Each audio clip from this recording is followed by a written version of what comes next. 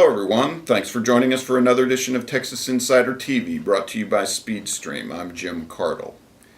With national security and ISIS in the Middle East, border security, and a potential Obama administration executive order on amnesty, not to mention the Ebola virus having arrived in the United States in the city of Dallas, there's plenty for voters to be considering on the front page news. Is everything baked into the cake, or will there be more before November 4th?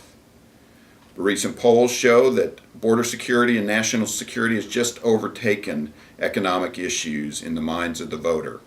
Marc Flaster with Sandler and O'Neill is a 35-plus year advisor to many of the state's banks and hails from Wall Street, where yesterday's market crashed when the Ebola virus started affecting financial markets. What's in the mind of the voters? What's up for the economy? That's today's issue with Marc Flaster from Sandler and O'Neill on Texas Insider TV. Marc, thanks for joining us. Well, it's nice to be here again. As I said, every time I get a chance to come by Austin, I give you a call, and if you can use my time and thoughts, I appreciate it. Well, absolutely. We've got a lot to talk about in a short amount of time to do it in. You're in Texas working on some mergers, growing the Texas financial institution industry, which I want to get to in a minute. But first, if I can, let's talk a little bit about national elections coming up here in Texas. There's a number of statewide elections. Front page news the last week has included Ebola, national security, ISIS, jobs reports. Tell us, if you would, what's the feeling on Wall Street, or what's the economic outlook perhaps between now and the election or end of the year? Well, I guess the best answer to give for that is that we're still in a struggling economy. We have a number of areas that pop up as suggesting that there's some traction beginning, and then it seems to fade. The Wall Street is very sensitive to linking of dots and then taking them on infinitum. So one report suggests we'll call it headline management. It doesn't indicate that is the beginning of something. We've had lots of talk about green shoots that seem to have died on the vine. The important thing I would offer you is this, okay, and something to understand quickly, and we'll get off the subject, okay? When the collapse came in the stock market, and as the Great Recession was recognized, the Dow index went to 6,500. It's more than double that. 17,000 today is just under that after yesterday's sell-off. And that came about from the Fed dropping interest rates basically to zero. So as long as the Fed put money out there and said it's free to have, and the resources that normally were interest rate sensitive took advantage of that, and the stock market, with a huge resource of money just basically for nothing, came and developed we'll say a momentum. And there's literally nowhere else in the globe for investors to put their money with interest rates at zero than the U.S. stock market. And the U.S. stock, and you had the strongest economy in the world, and you had a strong government, and a lot of things that happened in Europe that we talked about in the last year have also moved money here. Okay, so that moved the stock market up. But the interesting thing is that no one has paid much attention to the fact that the individual, okay, was taking his money out of the market, and they lost a tremendous amount of money in the 401k and the like, and they were burned, and they said, I don't want to have my retirement monies caught in this kind of thing that I have no understanding of what's going on. And so they didn't take it out as the market went up, they took it out right away. So no individual participated, or very few, in the rise in the market indices. Now, who did? Okay, I'll tell you where most of that happened. It happened in corporations who represented those stocks, and what they did is that they borrowed in the financial markets where interest rates were low, and took that money, bought back their stock, so there was less stock outstanding for the earnings that they had, and with their earnings flat or declining because the business wasn't doing so well, but their share value of their of their earnings increased. So they reported higher earnings per share because they had less shares outstanding. The analyst said, look at this company, it's earning more money, and the stock went up.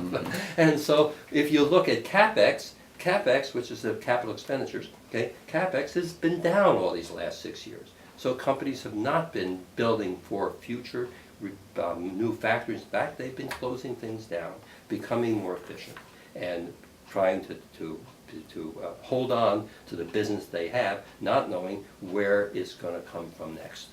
Well, how about if I can drill down a little bit deeper into some of these major, like you're saying, front page news. Is there going to be, we talked about briefly before sitting down here about the airline industry stocks being down because of Ebola, defense industry stocks being up maybe because of additional wars in the Middle East, hotel stocks. The real psyche is what I want to have you address. Is there a feeling on Wall Street that the national security, the personal security, the healthcare issues are going to be superseding pure economic development, perhaps? I have to believe, I've written a bit on Ebola in some of my commentary. In the last piece I gave you, I said Ebola's not a scary movie. I said this is a real thing, and here it is. It showed up at our doorstep. You had airplanes. Ebola is transferred by, they say, bodily fluids. This is different than AIDS. It's a different kind of bodily fluid. You Okay. sneeze in your hand, you shake someone's hand, they now have it. Okay? It didn't take you in a course to get you there. Mhm. All right? It's really scary.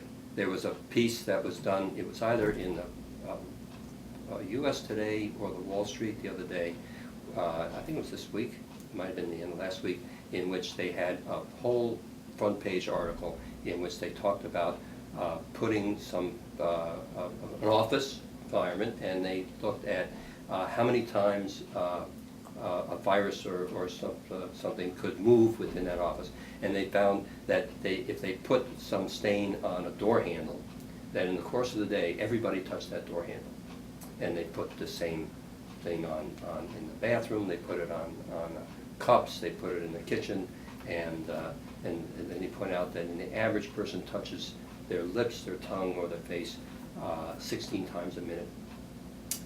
And which we're sitting here and a minute has gone by, and Mhm. it's done that, but we're going to do it again. But So the you're- point is, it's so easy to transfer this thing, and this business that we've just reported with the fella here down in Dallas, is that he was on an airplane, and the plane came over here. There was no indication at the time he got on the airplane he was sick, but when he got off the plane he was. In today's paper they say there was another person that was on that plane that reported that they weren't feeling well. They gave him some antibiotic. He went home. He still didn't feel well, and unfortunately he went back to the hospital and said, I'm really not doing so well. Whatever you gave me didn't work. Maybe you should look at it again. Oh, he's got Ebola. I mean, this is scary. This is really scary. Okay, we'll have to. And it's going to and it's going to have effect on our economy, because it's just like what we've seen here in the ISIS, the people by putting this on the news and having beheading as part of the social media. People aren't shopping. They're not going to stores. They're watching the television and they're watching the news. Now they're being challenged or frightened with a disease that no one can figure out how to stop. There's no antibiotic. There's no cure at the moment, and it wasn't here. So as long as it wasn't here, it was someone else's problem. And now it is here. At least it's shown up.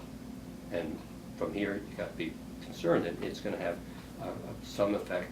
It could be temporary. It could be longer. I don't know. We'll have to see how it's dealt with and how the media handles it. Okay, we'll have to continue following that in future visits that we have, and if I It'd can be something to follow up on. appreciate your not a scary movie comment, about sums it up there. Let's turn then, if we can, to the Texas economy. The national economy is going essentially sideways.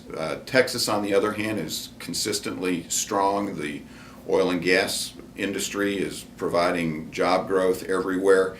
Let me ask you, because you're in Texas as one of the leading financial bank merger advisors, there's banks popping up all across Texas. Deposit surge is a phrase that I think is becoming more and more familiar, certainly in the financial industry. Talk about the Texas banking industry and some of the economic dynamics you're seeing, Well, if you would. it's very interesting that Texas, the economy is strong. People are moving into the state. There's some reporting that if you took the job growth in Texas out of the national figures, there wouldn't be any job growth in the national figures. Okay. In fact, I think the Governor Perry has made some comments along these lines, especially when he's gone to California and told them that your economy is going sideways, my economy is going, going in another direction. Why don't you come to Texas and we'll show you how how you can, earn and prosper. A lot of California tech industries and emerging companies are coming to Texas, especially here in the Austin area, and that's assisting. Texas has the energy is one driver, and the tech area is another big driver. But there's others as well in terms of shipping and the ship channel and the like. The state has a large export environment, and these all are supportive to the industries. The interesting thing is that the banks in the state are not participating in that regard. As one of my colleagues says, what's interesting about Texas is everything is big except the banks. And there's beginning to be some change in that, and it's coming from consolidation. The state has 550 independent banks, community banks. At one point in time, the state didn't have branch banking, and so it was independent banks all over. At one point in time, you and I have known each other 30 plus years. There used to be over 1,000 banks in the state. 1,600. See, there was about 10% of the national, there were 16,000 banks in the nation.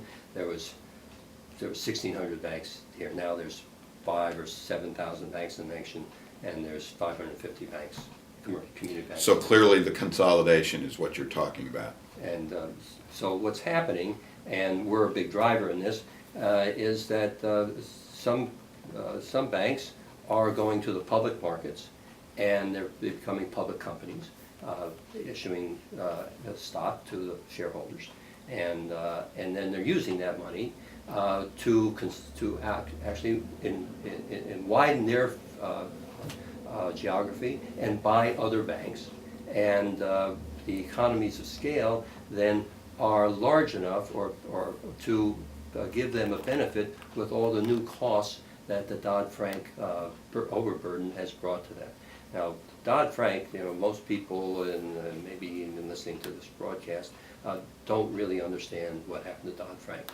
They think of Dodd-Frank more of Sarbanes-Oxley. Sarbanes-Oxley was a lawyering of the banks. It said that there were some rules you had to follow, and if you went outside the lines, then you tripped into some Sarbanes void, and you're going to end up with some kind of stain on your bank. And let me add, this is different. This is an operating document that is controlling how the bank is going to operate, what they can do, and most importantly, what they cannot do.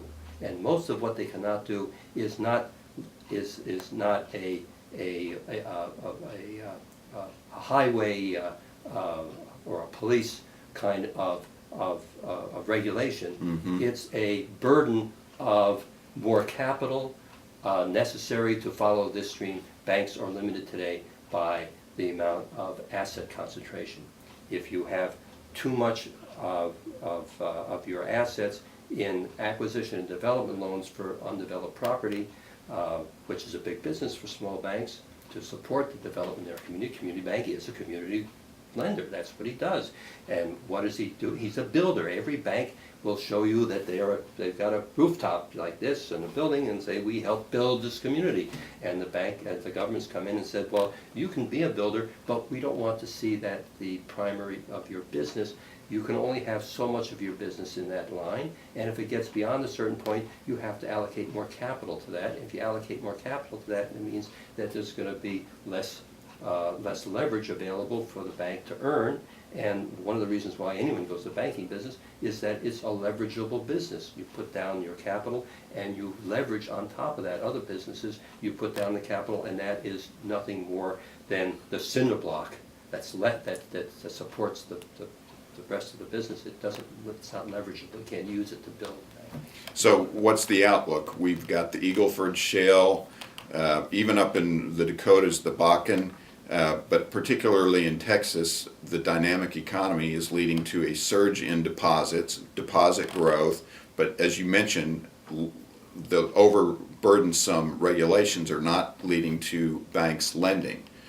Is there an outlook where you can see that changing? Is there diversification enough in the economy and industries to drive lending growth?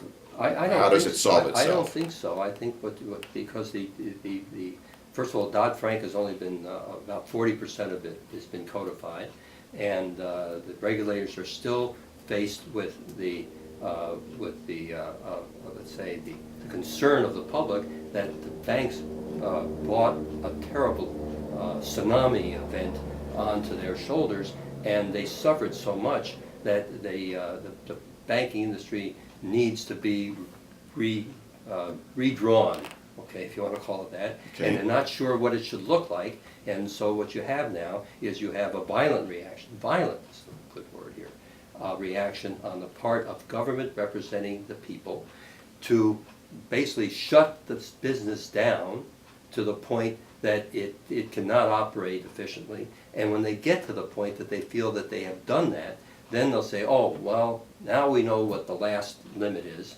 and so now we can start releasing some of the pressure, like putting your arm behind your back and ratcheting it up to the point you cry uncle, and then say, well, now we know, some people they can scratch their back of the head, and other people it's you touch them and they start screaming. So, but the point is that the general view of the regulators and the SEC and the Congress, who represent in some manner we'll call the people, is that the banking fraternity has not wrenched yet. They haven't reached the point of crying uncle, and until we get them to that point, we won't know what it is that how much pain they can stand and how much damage that's going to happen to the economy.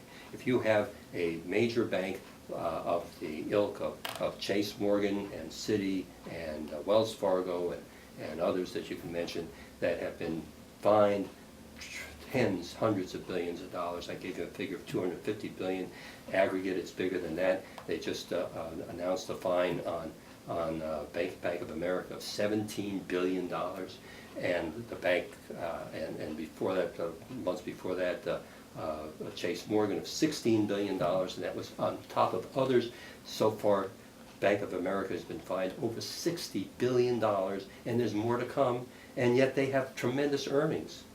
And as the earnings continue to come out, the government says, well, they're still making money. We haven't gone far enough, But along the way, there are regulations. The Volcker rule is going to have a big impact on the banks and how they, what monies they can earn. There's a big rule change coming on overdraft checking that may change the whole landscape for community banking and for individuals, and what benefits they get out of the banks. They might find that the banks are no longer as friendly as they used to be. There's no more free checking. There's going to be no more free checking. That is a statement that is going to happen, okay?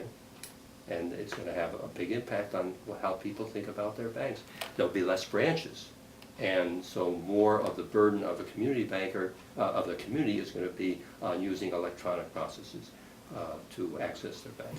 Well, you mentioned a number of interesting things there on the fines and so forth. Let me ask you one final question if I can. Again, folks, thanks for joining us for this edition of Texas Insider TV. We're visiting with Marc Flaster, one of the principals in Sandler O'Neill out of New York City and a leader in the Texas banking and merger acquisition industry.